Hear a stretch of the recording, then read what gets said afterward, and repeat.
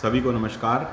मैं हूं डॉक्टर मनोज कुमार बत्रा, सह-आचार्य रासायन शास्त्र विभाग, सम्राट पृथ्वीराज चौहान, राजकीय महाविद्यालय Ajmer. BSc second year organic chemistry में हम लोग अब तक फिनॉल के बारे में बात कर रहे हैं और फिनॉल का चैप्टर हम पढ़ रहे हैं। फिनॉल के चैप्टर में अब तक जो 4 वीडियोस हुए हैं आपने देखे होंगे, उसमें हम लोगों ने अब तक बात की है कि फ़िनॉल जो है उनका नॉमेनक्लेचर कैसे होता है, फ़िनॉल की स्ट्रक्चर क्या है। फिर हमने बात की कि फ़िनॉल की जो प्रिपरेशन मेथड्स हैं, उनकी जो विरचन की विधियां हैं वो कौन कौन सी हैं। फिर उसमें हमने सबसे पहले बात की मोनोहाइड्रिक फ़िनॉल, उसको कैसे प्रिपरेशन, उसके प्रिपरेशन मेथड्स कौन से हैं, डाइहाइड्रिक फ़िनॉल और ट्राइहाइड्रिक फ़िनॉल। तो पिछले टर्न पे हम लोगों ने ट्राइहाइड्रिक फ़िनॉल जो है उनके प्रिपरेशन मेथड्स के बारे में बात की थी। आज हम आगे फिज़िकल प्रॉपर्टीज़ ऑफ फ़िनॉल यानी फ़िनॉल के सामान्य भौतिक गुणधर्म जो है उनके संबंध में बात जो है वो हम करने वाले हैं। तो जो फ़िनॉल है वो क्या होते हैं, वो कलरलेस लिक्विड होते हैं या क्रिस्टलाइन सॉलिड्स होते हैं। They are actually either colourless liquid और क्रिस्टलाइन सॉलिड्स, या तो वो रंगीन द्रव हैं या वो क्रिस्टलीय ठोस होते हैं। और जब ये एयर के कांटेक्ट में आते हैं तो ऑक्सीकरण होने के कारण, बिकॉज ऑफ ऑक्सीडेशन, ये जो इनका कलर है वो लाल और गुलाबी रंग का हो जाता है। आप भी जब आप प्रयोगशाला के अंदर जब आप फिनॉल का टेस्ट करते होंगे तो आपने देखा होगा, जब भी आप उसको टेस्ट ट्यूब में या जिस भी बॉटल में वो है वहाँ से लेते हैं तो उसका कलर जो है वो नॉर्मली आपको लाल या गुलाबी दिखता है, क्योंकि उसका जब वो एटमॉस्फेयर में एक्सपोज होता है तो उसके कारण उसके अंदर ऑक्सीडेशन हो जाता है और इसलिए जो उसके क्रिस्टल्स का जो कलर है वो ये हो जाता है। तो ये लाल और गुलाबी रंग में जो है वो परिवर्तित हो जाते हैं। फिनॉल्स का जो क्वथनांक है, उनका जो बॉइलिंग पॉइंट है, वो संगत एरोमेटिक हाइड्रोकार्बन यानी कि जो कॉरस्पॉन्डिंग एरोमेटिक हाइड्रोकार्बन्स हैं, जो इनके लगभग समान मॉलिक्यूलर वेट के हाइड्रोकार्बन्स होते हैं, और हेलोएरीन्स जो हैं यानी जिनमें हेलोजन ग्रुप लगे हैं, जो एरोमेटिक सब्स्टिट्यूट एरोमेटिक कंपाउंड में हेलोजन ग्रुप जिनमें लगे हैं, तो उनकी अपेक्षा काफ़ी ज़्यादा होता है, उच्च होता है। तो ये एक क्वेश्चन कई बार पूछा जाता है कि जो फिनॉल है उनका बॉइलिंग पॉइंट जो है उसके कॉरस्पॉन्डिंग जो है दूसरे हाइड्रोकार्बन से या हेलोएरीन से ज़्यादा क्यों होता है। तो उसका क्या कारण हो सकता है, आप सोचेंगे थोड़ा। तो उसका बेसिक सिंपल लॉजिक ये है कि उसमें जो फिनॉल्स हैं उनके अंदर क्योंकि ऑक्सीजन और हाइड्रोजन प्रेजेंट हैं और दोनों में ऑक्सीजन और हाइड्रोजन के मध्य विद्युत ऋणात्मकता का अंतर काफ़ी अधिक होता है, इलेक्ट्रोनेगेटिविटी डिफरेंस काफ़ी ज़्यादा होता है। तो इसलिए क्या होता है, एक हाइड्रोजन बॉन्डिंग इसमें एक सामान्य रूप से, या जिसको अपन कभी स्पॉन्टेनियसली हम सोच सकते हैं कि हाइड्रोजन बॉन्ड उसमें माया जाता है। तो इसके कारण से क्या होता है, इंटरमॉलिक्यूलर हाइड्रोजन बॉन्डिंग जो है उसके कारण से मॉलिक्यूल का एसोसिएशन हो जाता है। तो हम देखते हैं कि इनके जो बॉइलिंग पॉइंट्स हैं वो कॉरस्पॉन्डिंग हाइड्रोकार्बन से या हेलोएरीन से ज़्यादा होते हैं। तो ये एक सिंपल लॉजिक इसमें लगाना है, क्योंकि इसमें अंतरा अणुक हाइड्रोजन बंध उपस्थित होता है। तो आप देख सकते हैं सामने डायग्राम में भी कि किस तरह से फिनॉल की जो बेंजीन रिंग है उस पर ऑक्सीजन जुड़ा है और उससे हाइड्रोजन जुड़ा है। तो ऑक्सीजन और हाइड्रोजन के बीच में जो इलेक्ट्रोनेगेटिविटी का डिफरेंस है वो काफ़ी ज़्यादा होता है। तो ऑक्सीजन पर पार्शियल नेगेटिव चार्ज, आंशिक ऋणावेश, और हाइड्रोजन पर आंशिक धनावेश आ जाता है। तो इसके कारण से ऑक्सीजन और हाइड्रोजन के बीच में जो चार्ज सेपरेशन होता है, इसके कारण से हाइड्रोजन बॉन्डिंग होती है। तो हम देख सकते हैं एक अल्टरनेट पोजीशन पर फिनाइल रिंग जो है वो, जो बेंजीन रिंग है वो बाहर की तरफ निकली हुई है और हाइड्रोजन बॉन्डिंग को हम ड्रॉ कर सकते हैं। तो ये हाइड्रोजन बॉन्डिंग जो होती है वो फिनॉल की बहुत सारी प्रॉपर्टीज़ को इन्फ्लुएंस करती है, उसके बहुत सारे गुणों को जो है वो प्रभावित करती है। आइए अपन देखते हैं वो कैसे प्रभावित करती है।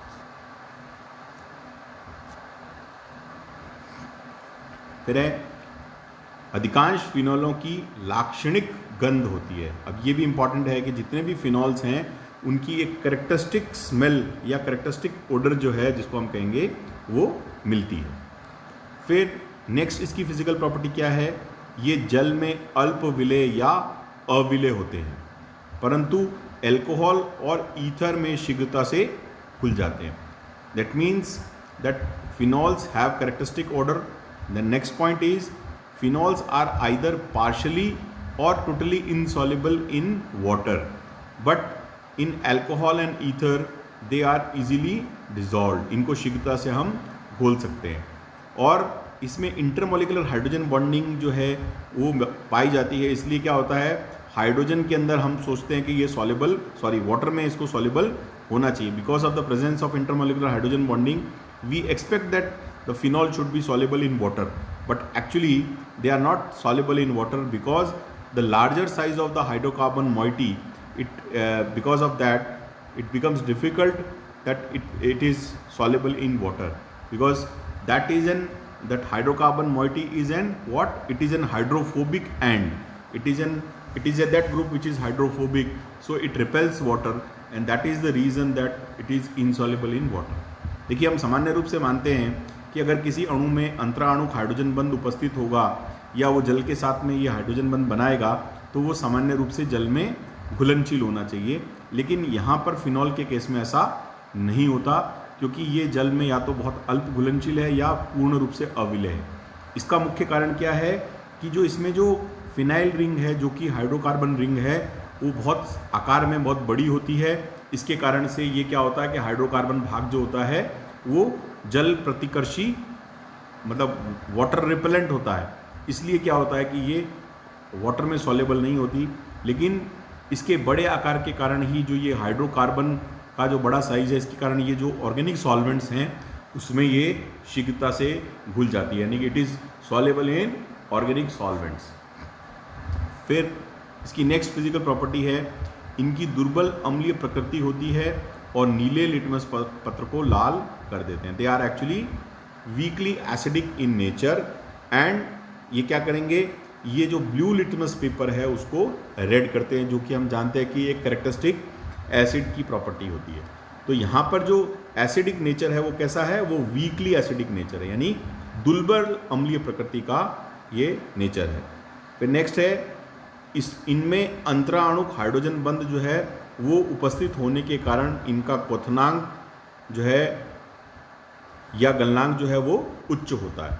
इसमें क्या होता है कि इंटरमोलिकुलर हाइड्रोजन बॉन्डिंग होने के कारण जो है इनका गलनांक और क्वथनांक जो है मतलब their boiling point and melting points are high actually because of that intermolecular hydrogen bonding. ये भी हम इसके बारे में बात कर चुके हैं। फिर नेक्स्ट इंपॉर्टेंट है फिनोलिक OH समूह की ऑर्थो पोजीशन पर कि ऑर्थो स्थिति पर नाइट्रो या COH समूह उपस्थित होने पर इसका क्वथनांक अपेक्षाकृत कम होता है। Suppose we have a phenol, मान लीजिए हमारे पास कोई फिनॉल है जिसकी ऑर्थो पोजीशन पर एक इलेक्ट्रॉन विड्रॉइंग ग्रुप जैसे NO2 या COOH ग्रुप लगा हुआ है, तो हम क्या एक्सपेक्ट करेंगे कि उस केस में जो वहाँ पर उसकी इंटरमोलिकुलर हाइड्रोजन बॉन्डिंग के स्थान पर इंट्रामोलिकुलर हाइड्रोजन बॉन्डिंग की पॉसिबिलिटी होने के कारण से वहाँ पर मॉलिक्यूल के अंदर ही एक प्रकार की बॉन्डिंग हो जाती है, तो इसलिए उसका जो बॉइलिंग पॉइंट है वो कॉरस्पॉन्डिंगली जो दूसरे कंपाउंड्स है उससे कंपैरेटिवली कम होता है। तो because of intramolecular hydrogen bonding जो है इनके जो ऑर्थो सब्स्टिट्यूटेड डेरिवेटिव्स हैं उसका क्वथनांक जो है वो अन्यों से कम होता है। ये भी कई बार प्रश्न जो है एग्जाम में ये इसको पूछा जाता है। तो ऑर्थो सब्स्टिट्यूटेड डेरिवेटिव्स का बॉइलिंग पॉइंट जो है वो मेटा और पैरा के कंपैरिजन में कम होता है क्योंकि उसमें एक प्रकार की इंट्रामोलिकुलर हाइड्रोजन बॉन्डिंग जो है वो पाई जाती है। फिर नेक्स्ट है फिनॉल की अविषालु यानी टॉक्सिक प्रकृति, फिनॉल की जो है वो विषालु जिसको हम कहते हैं टॉक्सिक नेचर जो है वो जो है वो पॉइजनस नेचर का होता है, टॉक्सिक नेचर का होता है और इसको हम एंटीसेप्टिक यानी पूर्तिरोधी के रूप में भी इसका प्रयोग करते हैं। तो इसका जो एंटीसेप्टिक एक्शन जो है वो उसको उसमें भी काम में लिया जाता है। अब देखिए छोटी चोट जब लगती है तो उसके लिए फिनॉल जो है उसको अप्लाई किया जाता है।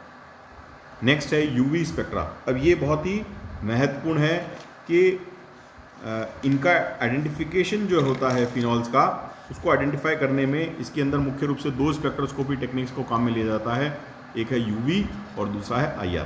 तो यूवी स्पेक्ट्रा में क्या होता है कि बेंजीन की भांति फिनॉल जो है वो यूवी क्षेत्र में अवशोषण प्रदर्शित करते हैं।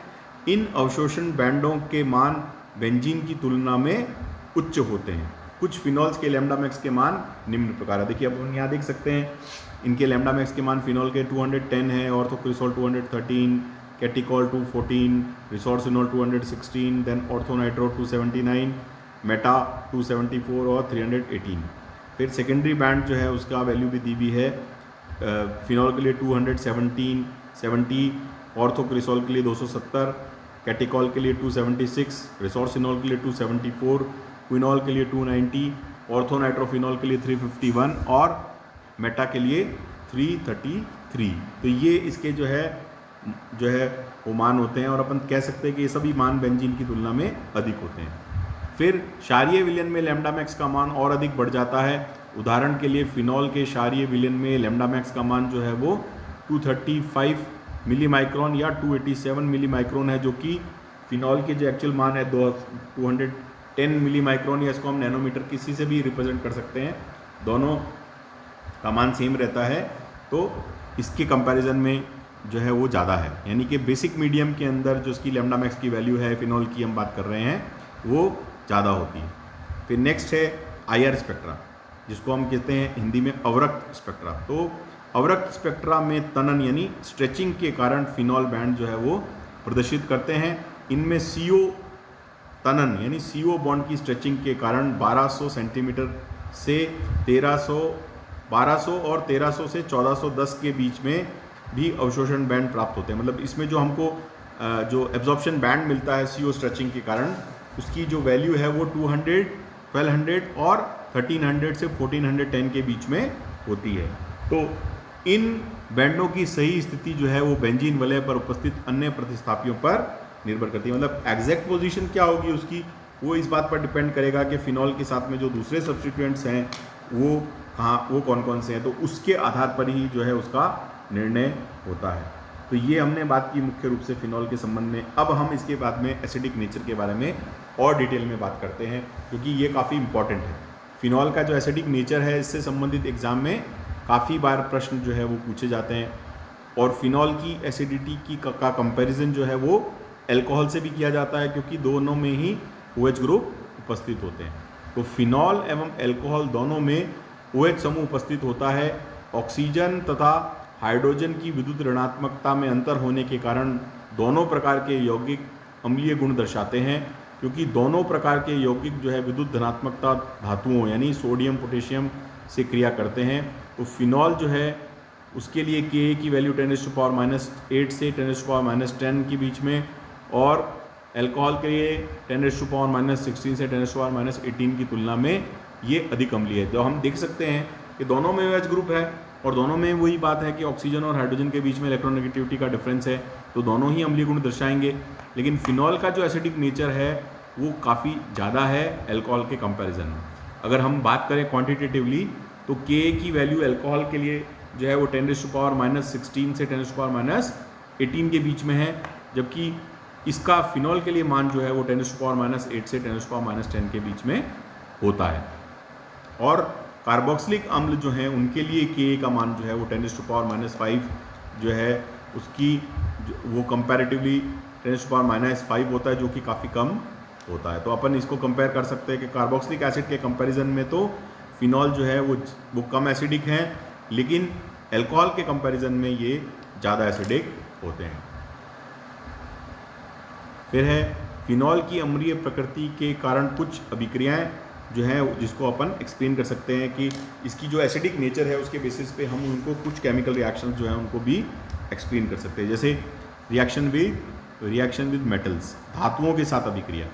तो धन विद्युतीय तत्व जैसे सोडियम पोटेशियम आदि जो है वो फिनॉल से अभिक्रिया करके हाइड्रोजन देते हैं। जैसे 2C6H5OH + 2Na, यानी कि सोडियम जो है वो एक इलेक्ट्रोपॉजिटिव मेटल्स हैं, तो ये रिएक्ट करके हाइड्रोजन गैस जो है वो रिलीज़ करते हैं। तो इसका सोडियम फिनॉक्साइड इसमें बनता है और हाइड्रोजन गैस बनती है।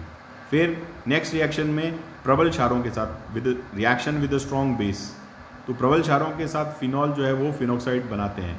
यही रिएक्शन होती है जिसके अंदर हम देखते हैं कि बेस के साथ में रिएक्शन होगी सोडियम हाइड्रोक्साइड के साथ में फिनॉल की, तो सोडियम फिनॉक्साइड बनता है और H2O इसमें रिलीज होता है। फिर है reaction with Grignard reagent. Grignard अभिकर्मक आपको सभी जानते हैं, एल्काइल मैग्नीशियम हैलाइड, है ना। तो इन फिनॉल्स की रिएक्शन जब हम ग्रिग्नार्ड रिएजेंट से कराते हैं तो जो एल्काइल मॉइटी है उसका उसमें जो R ग्रुप है वो हट जाएगा और हाइड्रोजन जो है एक फिनॉल में से निकल के उसमें जुड़ जाएगा। तो इस तरह से हमको एक एल्केन जो है वो प्राप्त होता है और बाद में बाकी जो बचा है सॉल्ट जो है वो हमें प्राप्त होता है। तो C6H5OH plus RMgX gives RH plus C6H5OMgX। तो ये C6H5OMgX क्या है? ये ग्रिग्नार रिएजेंट का और फिनॉक्साइड का सॉल्ट बनता है। फिर नेक्स्ट रिएक्शन जो है वो है लिथियम एल्यूमिनियम हाइड्राइड के साथ में। तो फिनॉल जो है वो लिथियम एल्यूमिनियम हाइड्राइड के साथ रिएक्ट करके लिथियम एल्यूमिनियम फिनॉक्साइड जो है वो बनाता है LiAlOC6H5 और हाइड्रोजन गैस जो होती है इसमें हमारे को रिलीज होती है। तो ये सारी रिएक्शंस जो होती हैं ये फिनॉल के एसिडिक नेचर को एक्सप्लेन करने के लिए हम उसको समझ सकते हैं। और जैसा हमको पता है कि फिनॉल इसमें थोड़ा सा इसमें मिस्टेक थी, इसको करेक्ट किया है कि फिनॉल जो है वो क्या होता है, ब्लू लिटमस पेपर को रेड कर देता है। तो नीले लिटमस पत्र को लाल करने का कार्य जो है वो करता है। तो उपयुक्त सभी क्रियाएं जो हैं फिनॉल की अम्लीय प्रकृति को दर्शाती हैं, जिसमें फिनॉल के OH समूह का हाइड्रोजन जो है वो प्रतिस्थापित हो जाता है और फिनॉल के अम्लीय जो नेचर है, प्रकृति जो है, उसके कारण जो है वो निम्नलिखित हैं, जिनके बारे में अपन नेक्स्ट टर्न पे बात करेंगे। तो क्या कारण है कि फिनॉल जो है वो एसिडिक होता है? इसमें मुख्य रूप से जो है वो हम बात करेंगे इसका रेजोनेटिंग इफेक्ट के बारे में, और दूसरी बात करेंगे जो एक प्रोटॉन के निकलने के बाद में जो आयन बनेगा, काउंटर आयन बनेगा, जिसको हम फिनॉक्साइड आयन कहते हैं, उसकी स्टेबिलिटी के बारे में। तो हम ये बात करेंगे और उसके बाद में फिनॉल की एसिडिटी को हम अल्कोहल से कंपेयर करेंगे। इस तरह से हम जो है नेक्स्ट टर्न पर जो है, और साथ ही हम तीसरी बात ये भी करेंगे कि किस तरह से जो डिफरेंट सब्स्टिट्यूएंट्स हैं उनका इफ़ेक्ट जो है वो फिनॉल की जो एसिडिक नेचर पर किस प्रकार से वो एसिडिक नेचर को प्रभावित करते हैं। तो एक तो इसकी एसिडिटी का कारण क्या है, इसका कंपैरिजन अल्कोहल के साथ में, और तीसरा सब्स्टिट्यूएंट का क्या इफेक्ट है, इन सब बातों के बारे में हम नेक्स्ट टर्न पे बात करेंगे। आप सभी को बहुत बहुत धन्यवाद। आज के लिए इतना ही। नमस्कार।